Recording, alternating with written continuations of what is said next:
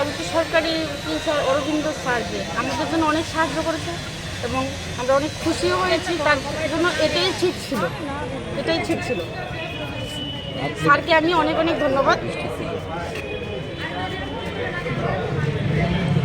আমার বললেন বোনের আসামিকে সাজা হয়েছে, সেই বিষয়টা কি বলবেন? বললামই তো, ওর তো এটাই ছিল দরকার, এর থেকে বেশি সাজা হওয়া দরকার ছিল, ওর মেরে ফেলা দরকার ছিল আমার সাথে। আপনার কি হয়? আপনার নাম? গোপাল। আজকে এডিশনাল ডিস্ট্রিক্ট অ্যান্ড সেশন জাজ কোর্ট নাম্বার 5, এই কোর্টটা হলো ফার্স্ট ট্র্যাক কোর্ট। কোর্টের মাননীয় বিচারপতি সুনীল কুমার সিং স্ত্রী হত্যার দায়ে আসামি গৌতম চক্রবর্তীকে গতকালকে দোষী সাব্যস্ত করছিলেন। আজকে তার সাজা ঘোষণা হয়। সাজাতে যাবজ্জীবন সশ্রম কারাদণ্ডের আদেশ দেন এবং 10,000 টাকা জরিমানা করেন এবং অনাদায়ে আরও 6 মাসের অতিরিক্ত সশ্রম কারাদণ্ডের আদেশ উনি প্রদান করেন। ঘটনাটা ঘটছিল 2020 সালে। 2020 সালে আপনার 8/5/2020 রাত্রেবেলা 9:30 থেকে 12:30 ভিতরে ঘটনাটা ঘটে। এই গৌতম চক্রবর্তী তার স্ত্রী অনিমা চক্রবর্তীকে ব্রুটালি মার্ডার করে, দাদি ভাইয়া হত্যা করে। এবং ওই দিন তার ছেলে বাড়িতে ছিল না, নয়ন চক্রবর্তী পরের দিন সকালবেলা গিয়ে দেখতে পারে তার মার খাটের উপরে মৃতদেহ পড়ে রয়েছে এবং রক্তাক্ত অবস্থা।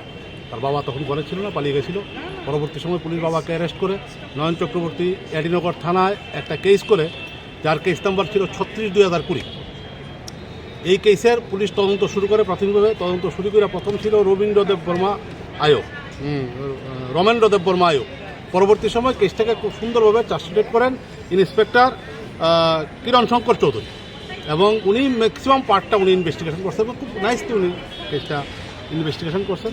তো আমরা প্রসিকিউশনের তরফ থেকে 18 জন সাক্ষী মোট আদালতে উপস্থাপন করছিলাম এবং আদালত উভয় পক্ষের সওয়াল জবাব শোনার পরে আজকে এই সাজা ঘোষণা করে। এটা একটা ভালো দিক, ভালো সাইড।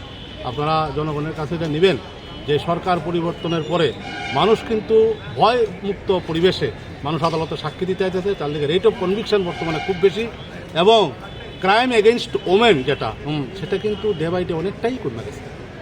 আমরা খুব সিরিয়াসলি, সরকার খুব ফ্রিলি, খুব শক্তভাবে এই জিনিসগুলি দেখার জন্য আমাদের উপর নির্দেশ আরোপ করছে। আমরা সরকারি নির্দেশে যথাযথভাবে পালন করতেছি। দিল্লিগা আমরা আদালতে খুব সুফল পাইতেছি। মানুষও নির্ভয়ে আদালতে সাক্ষী দিতে চাইছেন। আজকে আপনারা ওনার ছেলে এবং আরেকজন সাক্ষী যারা প্রতিনিয়ত আমাদের সাথে যোগাযোগ করতেন, ওনারাও আজকে আদালতে আইছে। আপনারা তাদের কথাও জিজ্ঞেস করবেন, তাদের কাছে আপনাদের কিছু জানার থাকে। মাননীয় আদালত কী রায় দিয়েছে? মাননীয় আদালত রায় দিয়েছেন, তারা আজকে সাজা ঘোষণা করছেন। তার যাবজ্জীবন কারাদণ্ড, সশ্রম কারাদণ্ড এবং 10,000 টাকা জরিমানা করছেন এবং 10,000 টাকা ফাইন যদি না দিতে পারেন তাহলে অতিরিক্ত 6 মাস সশ্রম কারাদণ্ডে উনি ভোগ করবেন, সাজা ভোগ করবেন।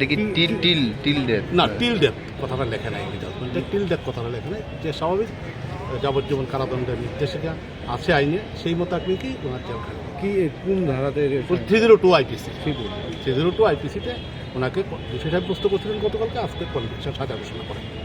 আর মামলা সরকার পক্ষে পরিচালনা করি আমি additional public prosecutor west Tripura Shri Arabinda Deb. Thank you.